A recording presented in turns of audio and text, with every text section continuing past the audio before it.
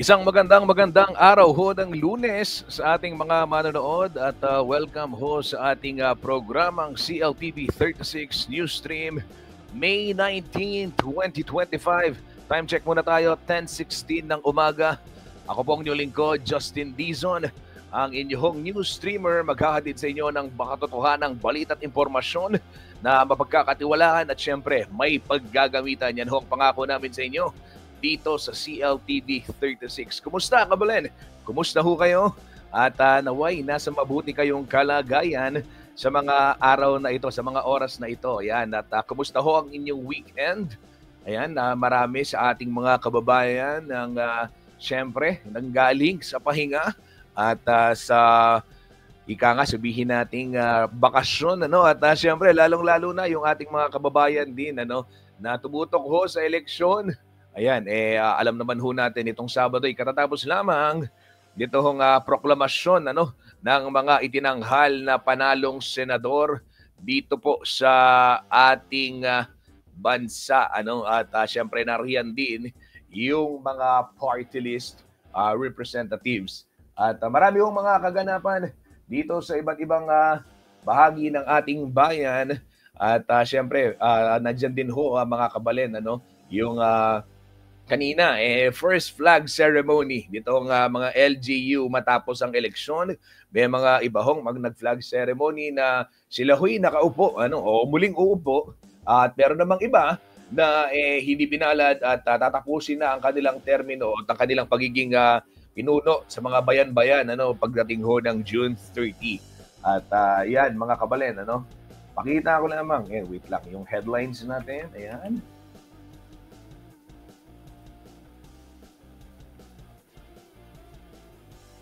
Ito mga kabalen, nakita rin ho natin na syempre makakabilang din sa mga binabantayan natin.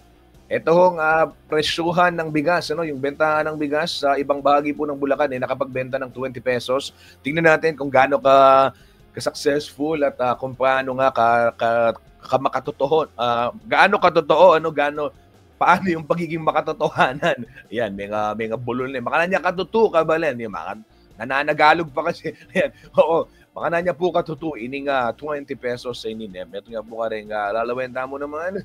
At eto, batiin muna natin yung mga nakatutok sa ating programa. Siyempre, si Kuyang Paulo G. Santos. Shout out, Paulo G. Santos. Saan ang lakad ni Kuyang Paulo G ngayon? Yan, mamaya ihahatid ho sa atin ni Kuyang Paulo G ang mga balita dyan ho sa ating iba't iba. Siyempre, mag-ikot pa rin dito po sa ating lalawigang Kapampangan. Nakatutok din sa ating programa ang aking kaibigan, Koyang Joel Stephen Manalo, ning Barangay Santo Domingo, Minalin, Pampanga. Yan, Kon Joel. Shout out, Kon Joel.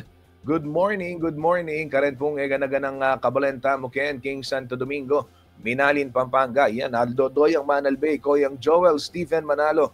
Dakal salamat, Kon Joel. At syempre, Paulo G. Ayan, makikibalita kami sa iyo mamaya, Paulo G, kung ano yung mga bit-bit mong kwento. For the meantime, silipin muna ho natin ang sitwasyon ng trapiko sa ilang bahagi po ng North Luzon Expressway. As we all know, araw ho ng Lunes, marami sa ating mga kababayan ang magbabalik ho, ano, ng Metro Manila. Bumiyahin na kanina yung marami. Yung iba naman, pahabol pa lamang. Narito po ang traffic situation sa ilang bahagi po ng North Luzon Expressway. Real-time traffic monitoring po tayo via NLEX Corporation. Ito ho, mga kabalen. Dito muna tayo sa pinakaitaas, gawing sa may, upper row, ha? Balintawak Toll Plaza. Sa mga oras na ito ay maluwag ho ang sitwasyon. Wala namang pila dyan ho sa papasok ho ng NLEX. Ano? And if you are heading towards Metro Manila, dyan ho sa area ng Balintawak, wala masyadong problema dyan. Samantala, dyan naman sa gitnang box, ano, sa upper row pa din, Mapulang Lupa, Valenzuela, may bahagyang volume, no, makapal, bahagyang pagkapal ng volume ng mga sasakyan dyan ho sa may southbound lane, ano, yung papuntang Metro Manila. Pero kung patungo kayo ng norte ay mas mabilis ang daloy ng mga sasakyan dyan. Sa Mindanao Toll Plaza, may bahagyang build-up lamang dyan sa may pa-exit, syempre sa Toll Plaza, pero hindi naman ganon kabigat at tuloy naman ang andar ng mga sasakyan dyan. Yung mga patungo naman ng Valenzuela o di kaya naman papasok ng NLEX, ayan mga kabalen. Mabilis din ang andar. Dito tayo sa lower row. Ayan, may Kawayan Interchange, magkabilang linya left and right, north and southbound ay wala namang masyadong problema sa mga oras ito, fast moving. Same scenario ho sa may Bocaue Toll Plaza for those who are approaching Metro Manila o yung mga patungo na ng south. Wala namang pila sa Toll Plaza. For those who are headed north, fast moving pa din ho ang mga sasakyan dyan. Meanwhile, as you can see on our screens mga kabalen, sa may lower row, rightmost box, there's a stalled vehicle dyan ho sa may area ng San Fernando. Ayan, nakaumandar na. Dyan ho yan sa may San Fernando Interchange. At okay, wala na problema. Umandar na, okay na, naayos na. At yan ho, magkabilang linya, nakikita natin ay maaliwalas naman. For those who are going to Metro Manila, walang masyadong problema dyan sa may southbound lane ng NLEX sa may San Fernando area. Ganyan din ho yung mga palabas naman ng San Fernando exit na nanggagaling naman ng Katimugan o yung south at patungo o pauwi ho dito sa atin lalawigan Pampanga. Yan ho latest o real-time traffic monitoring hatid sa atin ng NLEX Corporation.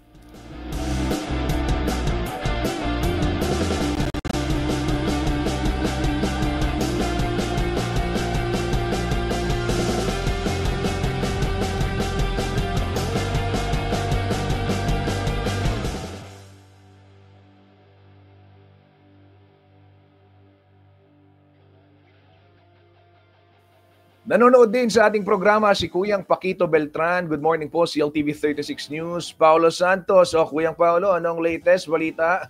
Bigas, mura na daw. Ayan, sisilipin ni Kuyang Paulo Gian, mga kabalen. Para humalaman natin at para mabigay sa inyo yung latest kaugnay niya. Kung talagang mura pa ba? O mura na nga ba itong bigas? At talaga bang etong 20 pesos, baka naman ilan lamang yung nakakabili o ilang piraso lamang sa ating mga kababayan. Di ba? Pero wag ho tayo maging nega, kaya nga ho sisilipin natin at aalamin natin itong tanong ni Kuyang Paquito Beltran at yan ho yating ihahatid sa inyong maya-maya lamang yang impormasyon na yan. For the meantime, makibalita muna ho tayo sa siyudad ng San Fernando, Pampanga. Traffic update muna tayo. Via City Public Order and Safety Coordinating Office o si POSCO,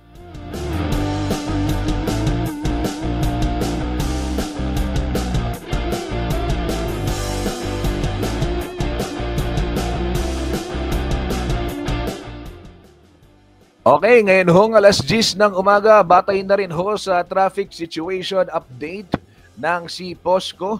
Ito ho mga kabalen at aking lalakihan yung ating tab.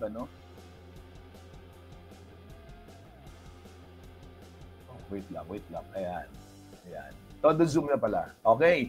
So, ito mga kabalen, asahan po ang light to moderate traffic dyan sa may area ng poblasyon, sa may General Hizon Street, Kenpung, Ciudad San Fernando. Atin mo namang light to moderate traffic yan pong V. Chomico. Okay? Kitang Vega Street, ganyan din ho sa may MacArthur Highway sa area ng JBL. Barangay Santo Rosario, light to moderate traffic din ho dyan sa may Consunhi Street. So ito, light to moderate traffic sa may General Hizon, sa may Consunhi, sa may Santo Rosario. Dyan din ho kayong poblasyon, V. Chomico, Vega Street. Traffic din ho, light to moderate traffic. At JBL ang po pong makabakle, light to moderate traffic according to si POSCO.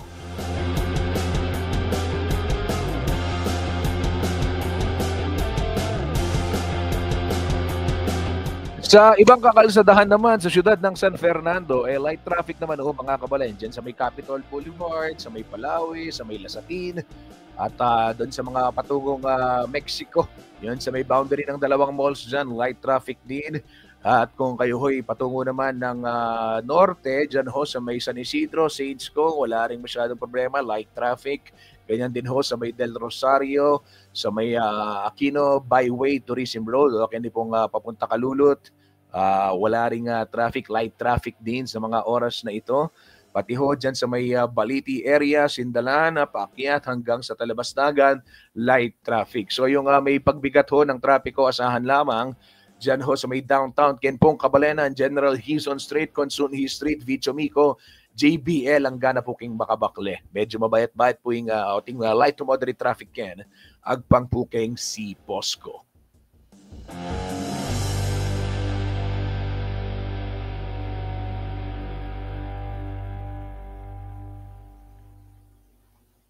Yan mga kabalen, nakita natin ang traffic update ng City Public Order and Safety Coordinating Office ng San Fernando o si Posco sa oras na ito. Ayan, bigyan daan din natin yung iba pang mga bumabati. O sabi ni Jason Chan, hello po. Ayan, good morning Jason, magandang umaga. Maraming salamat sa iyong pagtutok dito sa ating programang CLTV 36 Newsstream. Jason, kumusta ang panahon dyan sa inyo? Dito sa amin, medyo mainit-init ang temperatura at alamin natin kung magtutuloy-tuloy ba. At yung init factor, medyo mataas yata. Nakita ko kanina, 41 ba yun? Alamin ho natin, narito po ang weather report ng DOST Pag-asa at makibalita tayo sa latest at kung ano ang magiging taya ng panahon ngayon pong araw ng Lunes, May 19. Narito po ang ulat, panahon ng Pag-asa.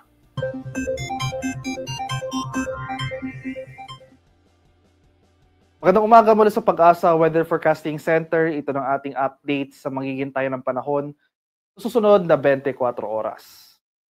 Makikita natin dito sa ating latest satellite images na itong mahabang series ng kaulapan na patuloy nga na umiiral dito sa bahagi ng Mindanao at Palawan ay ang patuloy na pag-iral ng Intertropical Convergence Zone o yung ITCZ. Ito yung salubungan ng hangin mula sa Northern at Southern Hemisphere.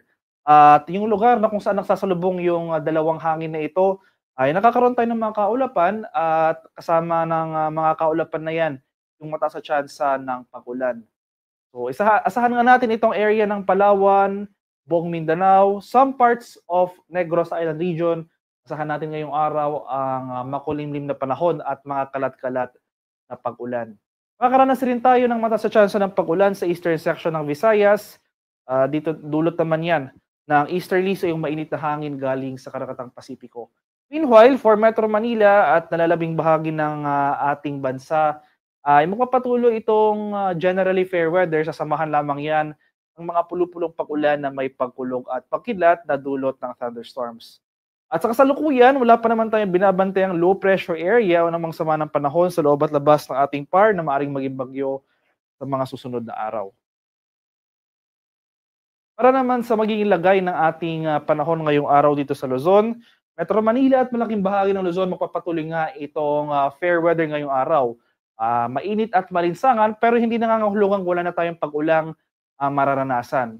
In fact, sa mga susunod na araw or sa mga susunod na linggo, dahil itong second half ng May ay yung tinatawag natin transition period mula sa panahon ng tag-init papunta sa panahon ng tag-ulan, ay mas dadalas na yung ating thunderstorm activity. So for Metro Manila and most of Luzon, asan pa rin natin yung mataas sa tsansa ng late afternoon to evening na mga thunderstorms. Pero makakaranas pa rin tayo ng mataas sa temperatura sa malaking bahagi ng Luzon. So maximum temperature forecast for lawag ngayong araw posibleng umabot ng 34 degrees Celsius. 26 degrees naman sa bahagi ng Baguio at 35 degrees Celsius sa Tuguegarao. Maximum temperature forecast para sa Metro Manila ngayong araw, posibleng umabot ng 35 degrees Celsius. 33 degrees naman sa bahagi ng Legazpi at 31 degrees Celsius sa Tagaytay. Sa bahagi naman ng Palawan, Visayas at sa Mindanao, dahil nga sa pag-iral ng ITCZ, buong Palawan at buong Mindanao, as well as some parts of Negros Island region sa mga lalawigan yan ng Negros Oriental at Siquijor, makakaranas ng makulimlim na panahon ngayong araw, sasamahan yan ng mga kalat-kalat na pag-ulan, pagkulog at pagkilat.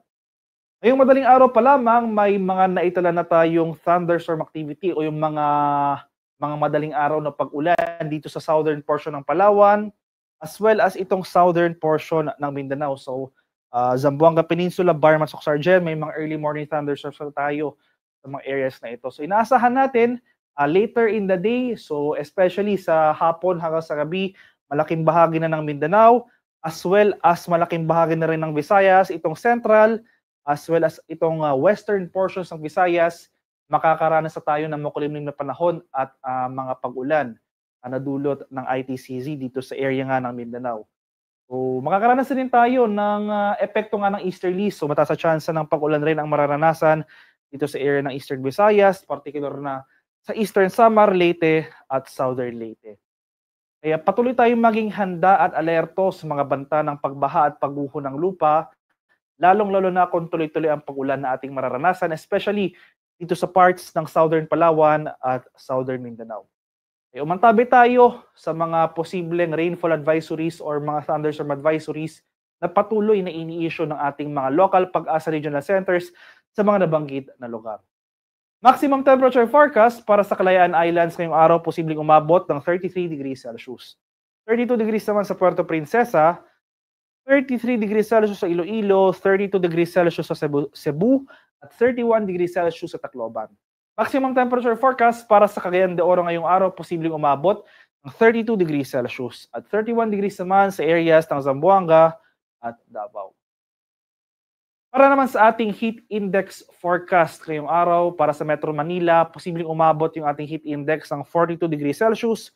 Buong bansa, highest heat index posibleng umabot ng 45 degrees Celsius, especially nga sa areas ng Cagayan at Pangasinan. So makikita natin dito sa ating forecast heat index map na malaking bahagi pa rin ng Luzon as well as Visayas magpapatuloy yung danger levels of heat index. So ito yung heat index na higit 42 degrees Celsius. So mainit at malinsang ang panahon pa rin na ating inaasahan sa mga susunod na araw. Gayon pa man, kahit nandyan pa rin yung mga chance ng thunderstorms o mga tanghali, mataas na temperatura pa rin na ating mararanasan. Kaya iba yung pag-ingat na lang sa ating mga kababayang senior citizen o yung may mga existing medical conditions. Kung maaari ay iwasan natin yung outdoor activities sa oras ng alas 10 ng umaga hanggang sa alas 3 ng hapon dahil ito nga yung time period, yung oras kung saan naitatala natin yung matataas na maximum temperatures. Kung hindi man maiwasan yung ating outdoor activities ay magsuot po tayo ng light colored clothes, uminom ng maraming tubig, stay hydrated po tayo, at manatili sa well-ventilated areas para maiwasan ang panganib ng heat stroke.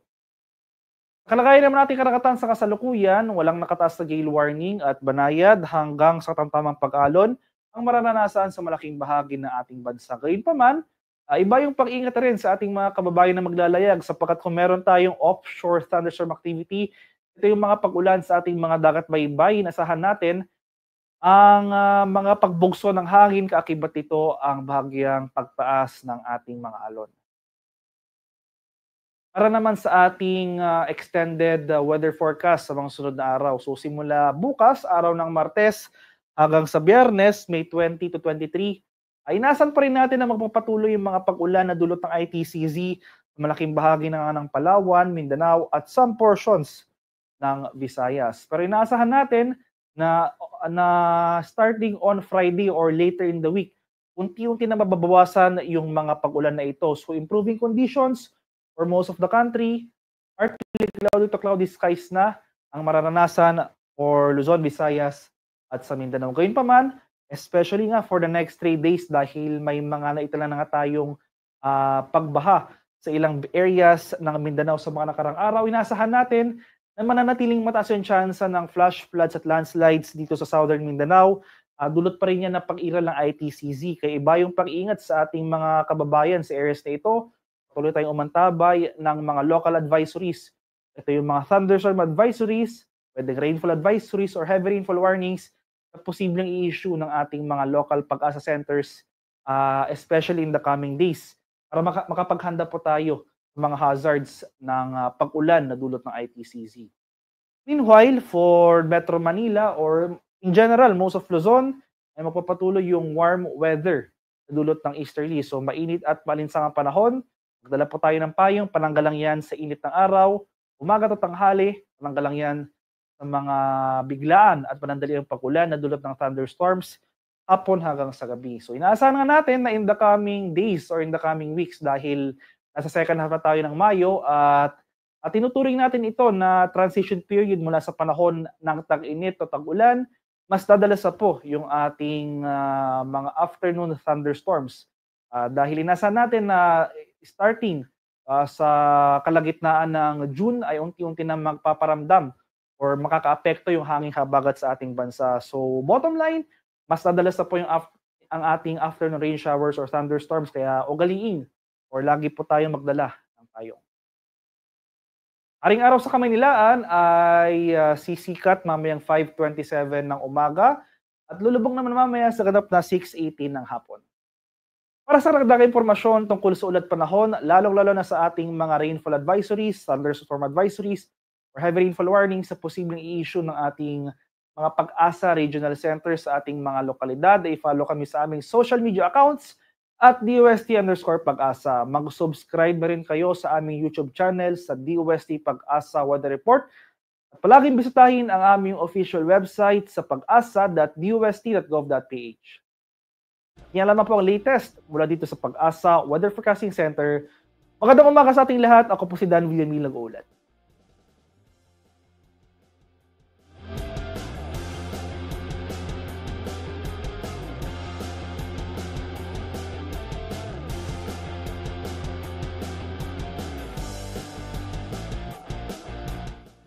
Ito ho mga kabalen, kung heat index naman dito sa ating lalawigang Kapampangan ang nais ho ninyong malaman, batay ho sa monitoring ng DOST Pag-asa sa kanilang Clark Weather Station, dyan ho sa may Clark Freeport Zone, ay 41 degrees Celsius ang forecasted heat index para po ngayong araw ng Lunes, May 19, ayon ho yan sa Pag-asa.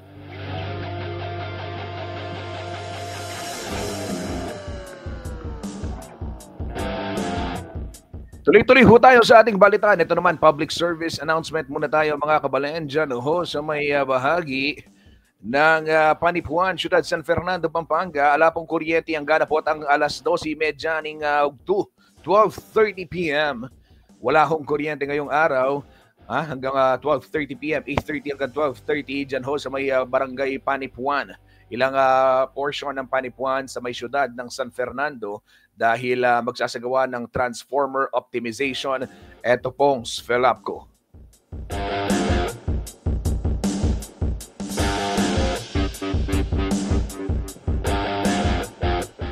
Mawawalan din ho ng kuryente dyan sa may bahagi ng St. Jude Village, partikular na sa may Leo Street, mamayang 1 p.m. hanggang 4 p.m. Opo, ngayong araw ng Lunes yan, May 19, dahil na rin sa gagawing relocation ng secondary lines to a new pole nito pong Svelapco, dyan ho sa may St. Jude Village, partikular na sa may Leo Street. At dyan sa, Leo Street, yung affected transformer 3197 at 3008. 1 p.m. to 4 p.m. ala pong kuryente keng St. Jude Village portion, Leo Street. Okay? O tapong alauna hanggang alas 4 kabalen, charge nyo rin kaya kayong power bank, charge nyo rin kaya kayong cellphone, charge nyo rin kaya kayong ng house ka rin kaya rin banggitan ng brand pero rin kaya kayong portable fans at sadyayo rin pamepe, huling balisangan kabalen at ingabanggit ko po nandiyan. Ayan. 41 degrees Celsius, okay? Okay, maya-maya makakausap natin si Ashley Punsalan na dumutok dito sa ating, may mga kaganapan dito nga sa lalawigang Kapampangan, gaya ho ng aking binabanggit, kabalen. At ito, tinutukan ni Ashley. Ano ba tinutukan mo, Ash? Yan ho nga pagsisimula ng Road Safety Week. Ayan, ginawa na ho yan at ngayon ho ang pagsisimula ng tinatawag nating Road Safety Week. At makibalita tayo kay Ashley Punsalan. Ash, ready na ba, Ash? Bigyan mo ka ng thumbs up kung ready ka na. Thumbs up, ayan. Kung ready ka na, Ashley. Mukhang hindi pa ready si Ashley. Ayan, naririnig na ba ako? Okay. Dinig na ako ni Ashley. Pero nakikita ko pa si Kabayan Art. Sige lang, sige lang. Ito, pakita natin mga kabalin. Kabilang ho sa mga tinutukan nga ni Ashley. Ito hong paglulunsad nitong Road Safety Week. Dahil alam naman ho natin mga kabalin, kaliwat kanan ho yung mga nangyayaring hindi ka nais-nais na insidente sa mga kalsada. Makibalita tayo kung ano ang latest dyan ho sa Road Safety Week. Sige, mamaya sikapin nating makausap si Ashley. Ito, hinihintay lang natin. Ito ho mga kabalin, idinaos nga itong Road Safety Week at pinangunahan siyempre ng iba't ibang ahensya ng ating pamahalaan. Sa oras na ito, makakasama natin si Ashley Punsalan na tumutok dyan sa Road Safety Week. Ashley, isang magandang umaga. Ano ang latest? Nasaan ka ngayon? At ano ang kaganapan dyan? Hello, Maya Pabang, Mayang Justin. At saka nandito kami ngayon sa may Civic Center dito sa San Fernando. Kasalukuyang ginaganap yung libreng EDC ng LTO dito sa aking likuran. Meron din dito mga booths kung saan pwede dito mag-avail ng driving session or sa driving schools na accredited sa LTO. Nandito rin yung on wheels ng LTO, kung makikita natin dito. Pwede rin dito kumuha ng libreng medical.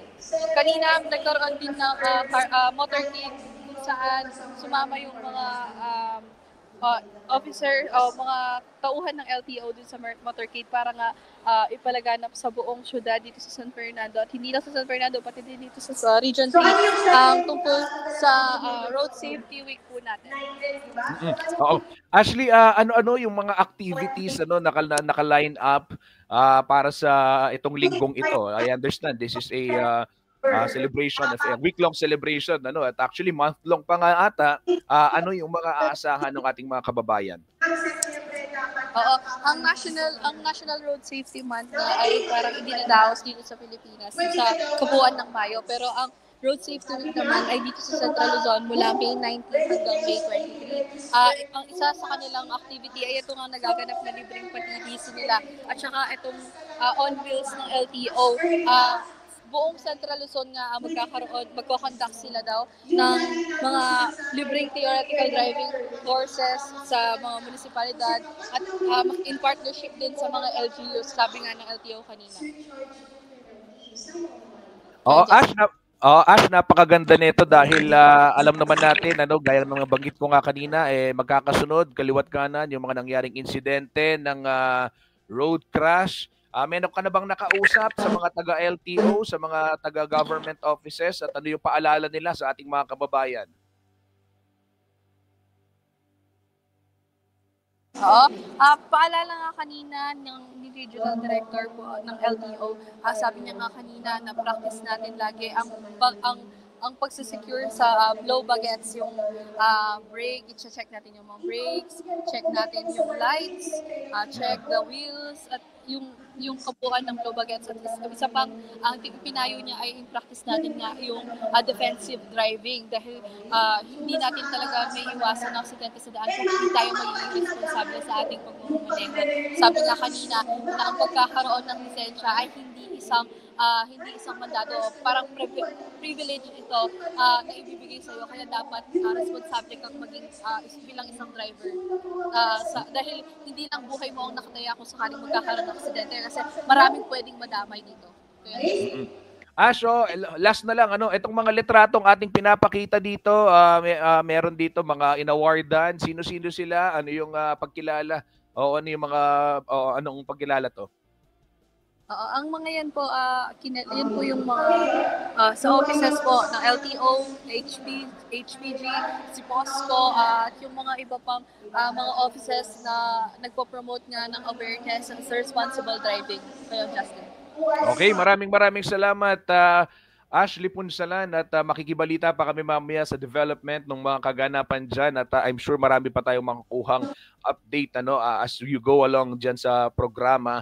Mag-iingat kayo at syempre drive safely pabalik. Yan ang kailangan lagi natin tandaan. Ingat sa inyo ni Kabayan Art Consuelo.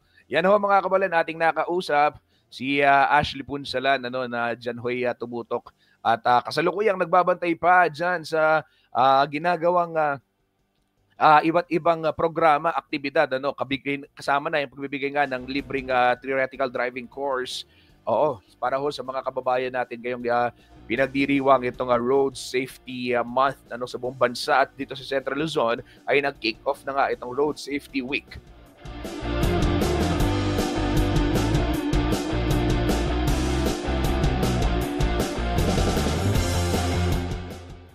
Mga kabalan, ang tabayanan lang natin, ito hong press conference na gagawin ng dito pong COMELEC maya-maya lamang at amin pong ibibigay sa inyo yan live. Ihahatid namin sa inyo oras na magsimula yan. But for the meantime, ito tayo sasamahan ko muna kayo at sa ating pagbabalik mga balita naman tungkol pa rin sa eleksyon dito sa siyudad ng San Fernando at sa buong Pampanga. Alamin ho natin ano yung point of view ng dating opisyal, naging kongresista at naging alkalde. Yan ho'y ating tatalakayin sa pagbabalik nitong CLTV 36 News Stream. Magpapatalastas lamang kami, huwag ho kayong aalis at kami magbabalik.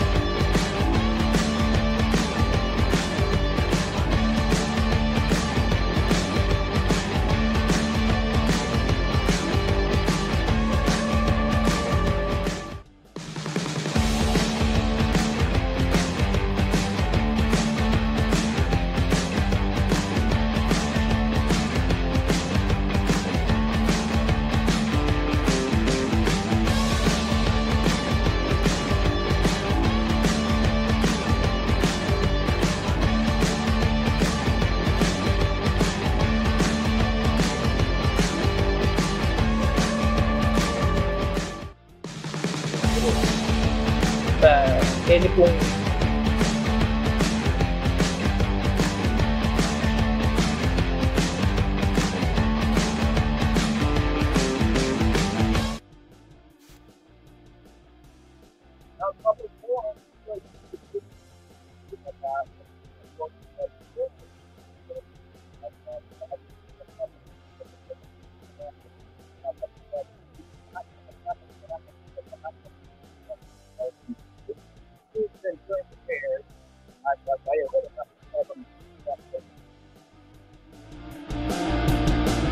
Panayam ho ng ating kasamang si Paulo G. Santos, si dating Pampanga 3rd District Representative Oscar Rodriguez na nanilbihan din po bilang alkalde ng siyudad ng San Fernando, Pampanga.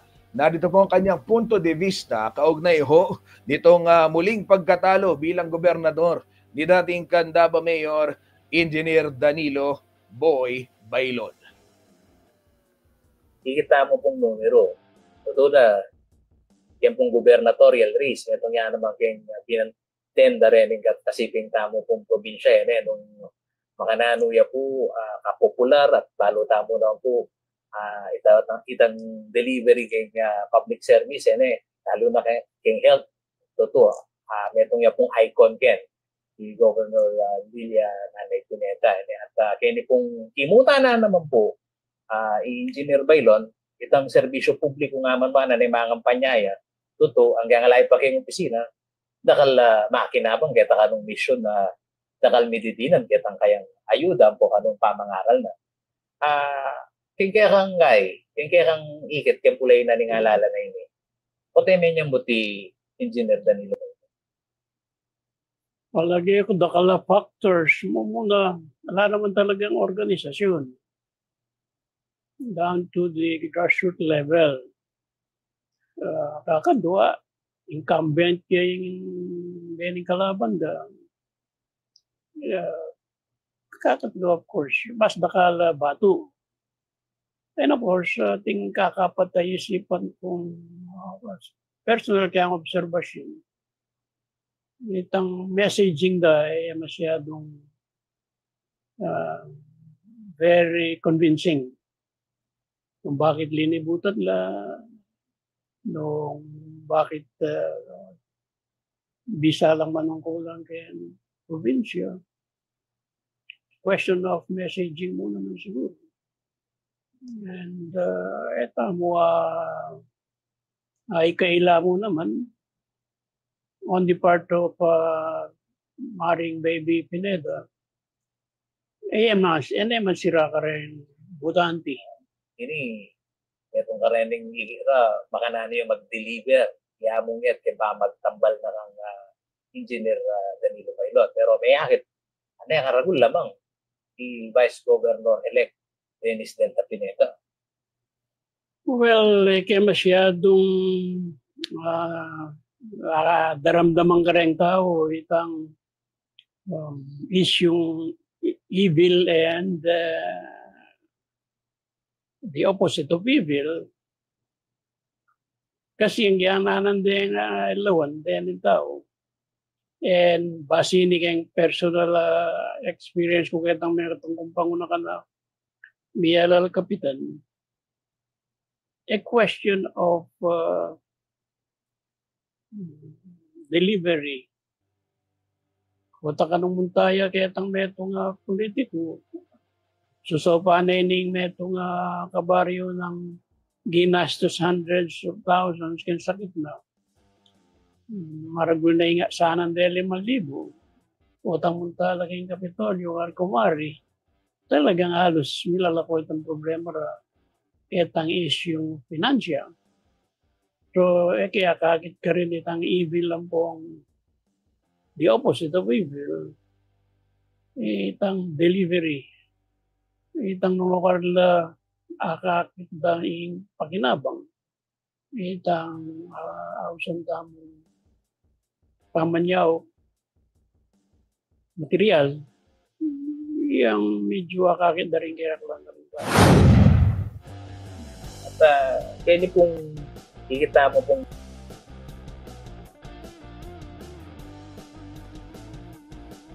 yan po, kabalen, dimdam tayong pasyag. Narinig ho natin ang tinig, ang punto de vista ni dating congressman at dating 3-term mayor Oscar Rodriguez, world-class city mayor ng siyudad San Fernando, Pampanga.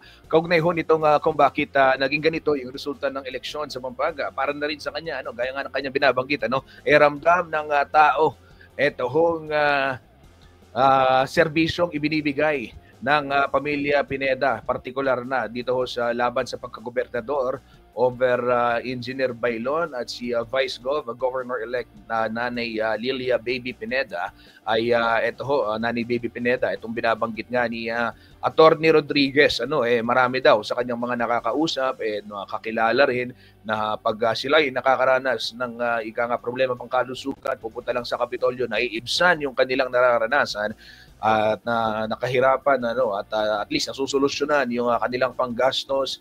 Kaya naman ito ho, ika nga yung sinasabi ni Atty. Rodriguez na naging benchmark o isa sa mga naging barometro nung naging pagboto ng mga Kapampangan kung saan sila higit na nakikinabang at yun ay nakita at pinuntusan ni Attorney Oscar Rodriguez, isang matagal hong nanilbihan bilang mayor at bilang kongresista dito ho sa lalawigan ng Pampanga.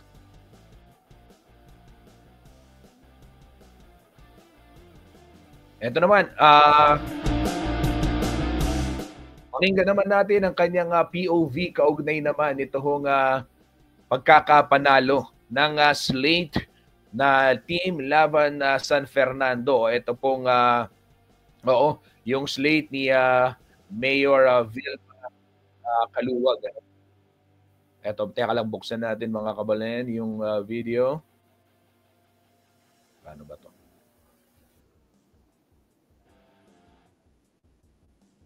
Ayan. Bakit yung ito, yan, lalaki mga kababayan. Okay? Oops.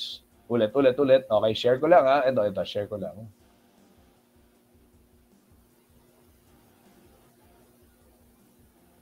Ito po. Ayan, pakinggan natin ang tinig ni dating San Fernando Mayor at dating Pampanga 3rd District Congressman Attorney Oscar Rodriguez. Kaugnay naman ho nitong pagkakapanalo ng slate nila Mayor Vilma Kaluwag 12-0 sa syudad ng San Fernando, Pampanga. Narito po ang kanyang punto de vista. Mayor Ravi, yung sinasabi niya pagka wala nang direktang oposisyon sa akin, yung mga pinapangarap ko wala nang controversial na nakikita niyo sa flag ceremony. Lagi na lang akong nakikipag-away, yan ho ang sinasabi mo niya. Possible, pero alam mo, si Noel Tulabot, manugang ko yan yung asawa niyan pamangkin ko. Pero at one time, kinalaban pa rin ako niyan. Dinimanda pa akong kasama ni Aquino. Noong ako'y mangutang para ma-save yung pag-aaral ng mga bata dito at gawing issue against me para makabalik si Aquino, sinamahan ni Noel. Ibig sabihin, hindi mo mahahawakan yon, no? Yung kagaya ni G4 ba yun? Kagaya ni paring Hison Jr., si June. Sino pa ba ang medyo may sariling galaw diyan? Basta tama, siyempre, sasama ang mga yan. Pero pagka hindi tama, I don't know if they will blindly follow. Tingin nyo may check and balance dyan sa Oo, marunong kasi yung mga nandiyan. 12-0 na pumasok. Marunong si Noel, marunong yan. Si Harvey, marunong. Si paring yun, of course, kahit na may edad na, marunong naman yan. Karamihan sa mga yan, medyo okay naman. Si Kuyugan, matagal bago nakabalik, pero I don't know kung anong present ng bata. Hello po, ate. Hi. Hello, tita. Hello, tita. Hello, ate. Hello po, ate. Kuya, hello po, kuya. Kamusta yung group project niyo? Okay naman po. Ma-interview kami ng Okay naman si Alexis yung ginawa niya. Okay naman po. Maganda. Hello po, ate. Ay, excuse me. Jen, maglagay ka pa ng ano dito, kakain. Sabay na kayo. Ate, pwede po tayo mag...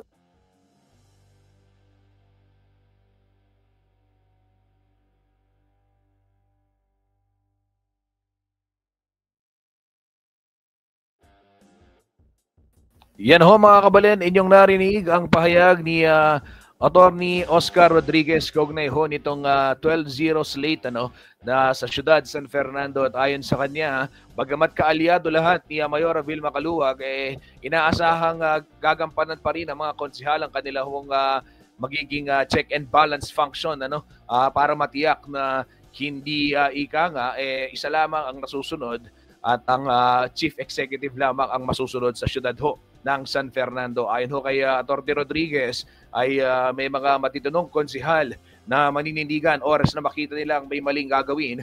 Ito pong administrasyon sa syudad ng San Fernando, Pampanga. Yan mga kababayan, patuloy pa rin natin hinihintay. Ito pong press conference ng COMELEC, hindi pa nagsisimula. Mamaya ihahatid ko sa inyo oras na mag-live ho sila. Pansamantala muna ako magpapaalam.